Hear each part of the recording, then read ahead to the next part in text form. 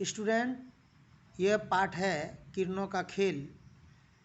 इसकी हमने संपूर्ण व्याख्या की थी। अब हम इसके जितने भी प्रश्न हैं उन सभी प्रश्नों की हम व्याख्या कर दे रहे हैं। आप लोग ध्यान से सुनिएगा और इसका लाभ उठाइएगा। इसमें प्रश्न है, वो भी प्रश्न है, सही विकल्प का चयन करें। प्रश्न नंबर क है कि हरित तृण का तात्पर्य क्या है। ऑप्शन दिए हुए हैं हरी भरी धरती, हरी हरी घास, हरे भरे खेत, चांदनी रात। तो आपको उत्तर में टिक आउट करनी है दूसरा नंबर, यानी हरी हरी घास। ख का प्रश्न है, कविता में मोती किन्हें कहा गया है। ऑप्शन दिए हुए हैं प्रकृति, धरती, ओस की बूंदें, चंद्रमा की रोशनी। सही उत्तर होंगे ओस की बूंदें। प्रश्न ग है, कविता में विरामदायिनी किसे कहा गया है। तो इसमें विकल्प दिए हुए हैं। ऑप्शन है कवि, संध्या, सूरज, धरती। तो आपको केवल और केवल टिक आउट करनी है संध्या को, क्योंकि विरामदायिनी संध्या को ही कही जाती है। अब हम अगले प्रश्न की ओर बढ़ रहे हैं। निम्नलिखित प्रश्नों का पूर्ण वाक्य में उत्तर दीजिए। दूसरा नंबर का है, क का है प्रश्न, किरणों का खेल किस प्रकार की कविता है। तो इसकी उत्तर हम इस प्रकार देंगे, किरणों का खेल एक प्रकृति विषयक कविता है। ख में है, धरती किसके माध्यम से अपनी खुशी जाहिर कर रही है। तो उत्तर आप लोग दीजिएगा कि धरती अपने संसाधनों के माध्यम से खुशी जाहिर कर रही है। फिर 2 का ग है, वृक्ष क्यों झूम रहे हैं। तो आप लोग उत्तर दीजिएगा कि वृक्ष के झूमने का कारण है उनकी प्रसन्नता।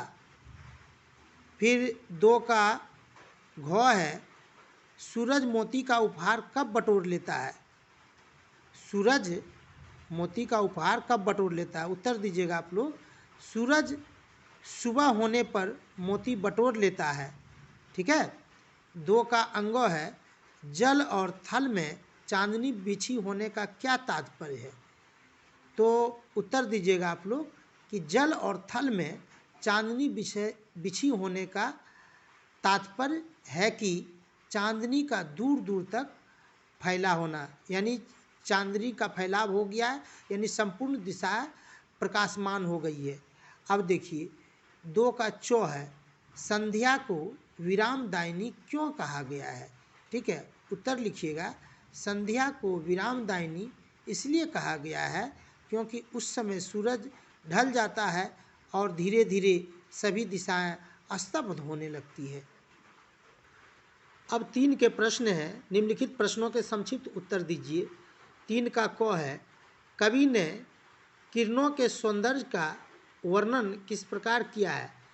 तो उत्तर में लिखिएगा, कवि ने किरणों के सौंदर्य का वर्णन बड़ी बारीकी से चित्रण किया है। फिर 3 का ख है, धरती अपना पुलक कैसे प्रकट करती है। उत्तर लिखिएगा, धरती अपना पुलक हरित तृणों की नोकों से प्रकट करती है। फिर 3 का ग है, रवि धरती पर फैले मोतियों को कैसे बटोर लेता है। तो उत्तर दीजिएगा, रवि धरती पर फैले मोतियों को सुबह होने पर बटोर लेता है। 3 का घ है, नियति को नटी क्यों कहा गया है, उसके कार्यकलापों का वर्णन कीजिए। अब देखिए उत्तर देंगे हम लोग कि नियति को नटी इसलिए कहा गया है क्योंकि जब प्रकृति के बालक आराम करते हैं, यानी हम लोग जब आराम करने लगते हैं रात में, तो क्या होता है, उस समय वे नृत्यांगना की तरह थिरकते रहती है। वे एकांत भाव से सारे क्रियाकलापों को करती रहती है। 3 का अंग है, निरानंद है कौन दिशा। कविता की इस प्रश्नवाचक पंक्ति से कवि का क्या आशय है। हम लोग उत्तर में लिखेंगे, इस पंक्ति से कवि का क्या तात्पर्य है, इसके बारे में हम बताने जा रहे हैं। इस पंक्ति से कवि का आशय है कि प्रकृति अपना काम शांत व स्थिर भाव से करती आ रही है।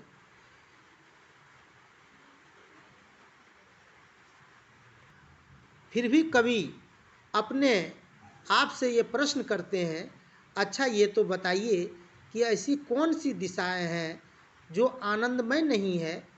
ऐसे प्रश्न करने के बाद कवि को उत्तर की पुष्टि होती है कि पृथ्वी की सभी जीव जंतुओं के साथ साथ सभी दिशाएं भी आनंदमय है। अब 4 के प्रश्न हैं। निम्नलिखित प्रश्नों के सम्यक उत्तर दीजिए। देखिए, सम्यक उत्तर में क्या होता है कि आप इसे शॉर्ट में नहीं लिख सकते, ठीक है, थोड़ा बड़ा करके लिखिएगा, विस्तृत रूप में लिखना है और मिला करके लिखना है। उसमें क्या बातें कही गई है और किन किन बातों को रखना है उनके अंदर, उसी बातों को जिक्र करनी है। तो चलिए आगे बढ़ते हैं। 4 का क में कि किरणों का खेल कविता में वर्णित प्राकृतिक सौंदर्य का चित्रण कीजिए। अब देखिए, इस कविता की पंक्तियों के माध्यम से जितनी भी बातें हमने सीखी है, पढ़ाई की है, उन पंक्तियों के माध्यम से अब देखिए यहाँ पर वर्णन करेंगे, तभी इसके लिए आंसर की पुष्टि होगी। तो चलिए आगे हम उत्तर देते हैं। प्रस्तुत कविता की पंक्तियों के माध्यम से कवि का कहना है कि प्रकृति अपने आप में ईश्वर प्रदत्त है।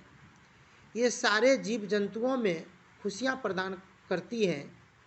चंद्रमा की चांदनी आकाश से धरती के प्रत्येक हिस्से को अपनी चंचल किरणों के द्वारा अपनी छटा बिखेरती है। धरती पर आच्छादित पेड़ पौधे छोटे छोटे हरे भरे घास गहने के समान मंद मंद हवा के सहारे झूम रहे हैं। स्वच्छ चांदनी की छटा से धरती नहा रही है। वातावरण बिल्कुल शांत है। सभी दिशाओं में सुगंधित वायु फैल रही है। प्रकृति अपने नियत समय पर प्रत्येक काम को कर रही है। ऐसा लग रहा है कि मानो कोई नर्तकी नाच रही है और प्रकृति के सारे जीव जंतु उन्हें मंत्रमुग्ध होकर देख रहे हैं। धरती पर मोती जैसे पानी की छोटी छोटी बूंदें आच्छादित है। जब सुबह होती है तो सूरज की किरणें उन मोतियों को बटोर कर ले जाती है। दिन धीरे धीरे ढलने लगता है। अब संध्या का समय आरंभ होने जा रही है। अंधेरा रूप दिखाई पड़ रही है। इस रूप को कवि ने एक नया रूप और नया नाम दिया है और इसमें सारी बातें आ गई है जो कविता की पंक्तियां बयां कर रही थी और हमने किरणों का खेल कविता के माध्यम से इनके प्राकृतिक सौंदर्य का वर्णन किया। 4 का ख है, प्रकृति को नया रूप प्रदत्त करने में चांद और सूरज की क्या क्या भूमिकाएं हैं। प्रकृति को क्या करना है, नया रूप प्रदान करने में चांद और सूरज की भूमिका के बारे में वर्णन करना है। चलिए उत्तर की पुष्टि करते हैं।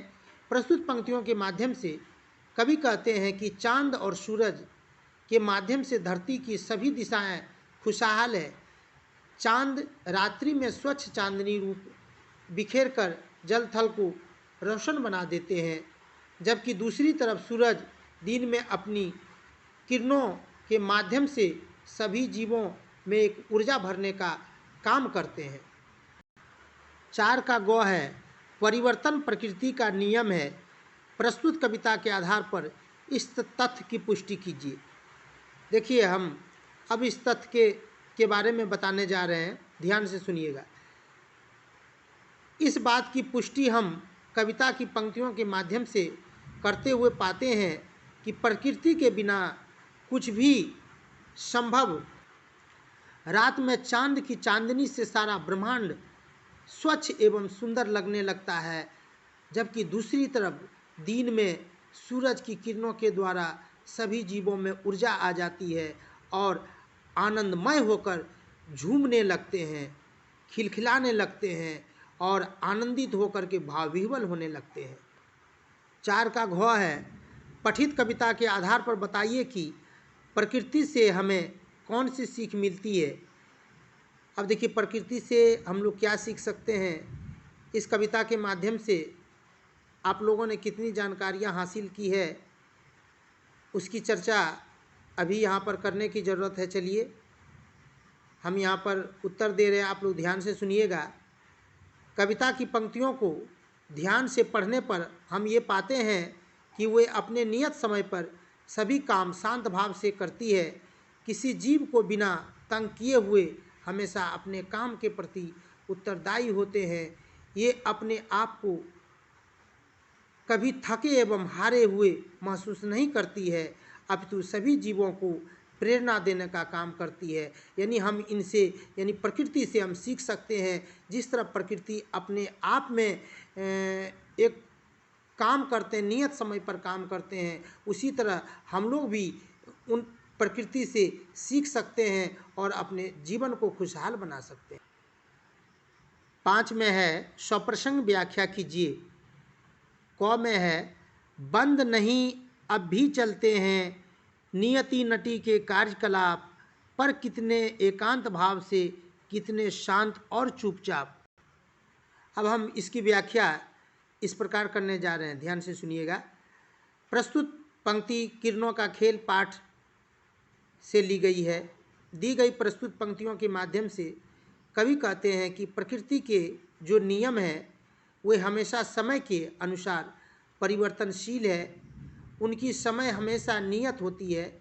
वे अपने काम को इतने शांत भाव से करते हैं कि किसी को किसी भी प्रकार की रुकावट नहीं डालती है। इस तरह के दृश्य को देख कर ऐसा लगता है कि कोई नर्तकी नृत्य कर रही है और इस संसार के सभी प्राणी मंत्रमुग्ध होकर के देख रहे हैं। 5 का ख है बिखेर देती वसुंधरा, मोती सबके सोने पर, रवि बटोर लेता है उनको सदा सवेरा होने पर। इन पंक्तियों के माध्यम से कवि कहते हैं कि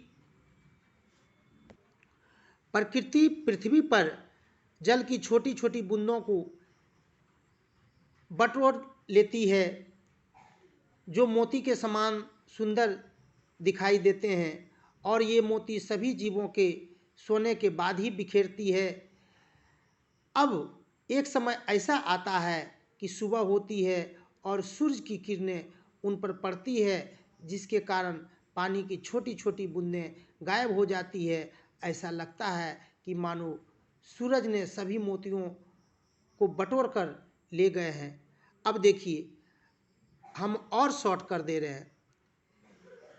इन पंक्तियों के माध्यम से कवि ये कहना चाहते हैं कि रात में जब सभी जीव जंतु सो जाते हैं तो पानी की छोटी छोटी बूंदें इस वसुंधरा पर, यानी इस पृथ्वी पर जम जाती हैं, और वो पानी की बूंदें ऐसा लगता है कि मानो मोती है, और उन मोतियों पर, यानी उन पानी की बूंदों पर जब सुबह की किरणें पड़ती है तो पानी क्या हो जाता है, वाष्पीकृत हो जाता है।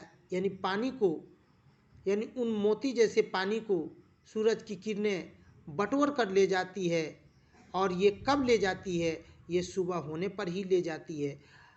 स्टूडेंट, ये पाठ जो है यहीं पर समाप्त होती है। हमने इसकी सारी विश्लेषण कर दी है। इनके जितने भी प्रश्न थे उनकी भी हमने सटीक विश्लेषण की है। यदि किसी भी प्रकार की दिक्कत होती है तो हमको कमेंट कीजिएगा, ज़रूर बताइएगा। जो भी बातें छूटी हुई होंगी उसे हम आने वाली अगली वीडियो में पूरी कर देंगे। फ़िलहाल तो मेरे हिसाब से तो कोई ऐसी बातें छूटी नहीं है, तो आप लोग और ध्यान दीजिएगा। हमारी समझ से जितनी बातें समझ में आई हमने रिकॉर्डिंग करके आप लोगों के लिए इस YouTube के माध्यम से हम अपने चैनल उमाकांत पंडित पर हम अपलोड कर दिए हैं। आप लोग इसे पढ़िए, सुनिए और भरपूर फ़ायदा उठाइए। तब तक के लिए इतना ही। आप लोग खुश रहिए, स्वस्थ रहिए। आप लोगों के उज्जवल भविष्य के लिए मंगलमय कामना करते हैं। धन्यवाद। जय हिंद, जय भारत।